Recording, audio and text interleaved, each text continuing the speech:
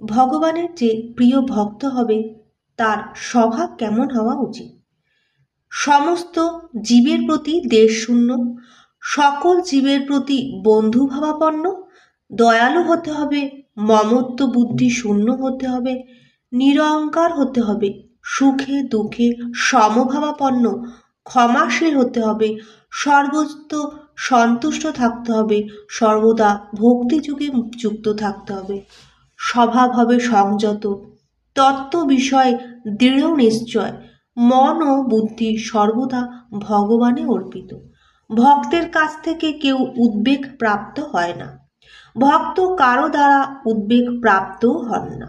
ভক্ত হর্ষ বিষাদ ও ভয় থেকে মুক্ত থাকবে, জড় বিষয় নিষ্প্রিয়, সূচি দক্ষ, পক্ষপাত শূন্য,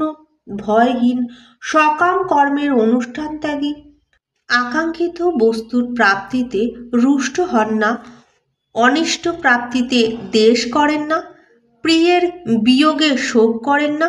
অপ্রাপ্ত ইষ্ট বস্তু আকাঙ্ক্ষা করেন না, শুভাশুভ কর্ম পরিত্যাগ করেন, শত্রু ও মিত্রের প্রতি সর্বদা সমবুদ্ধি সম্পন্ন থাকে, সম্মান ও অপমানে বিচলিত হন না, শীতোষ্ণজনিত সুখে দুঃখে নির্বিকার, স্থির বুদ্ধি, নিন্দা ও স্তুতিতে সমবুদ্ধি, সংযত বাক, যৎকিঞ্চিৎ লাভে সন্তুষ্ট, গৃহাসক্তি শূন্য, ভগবানের প্রেমপ্রিয় সেবায় যুক্ত এবং ভগবানের প্রদর্শিত ধর্মামৃতের পর্যবেক্ষণ করে।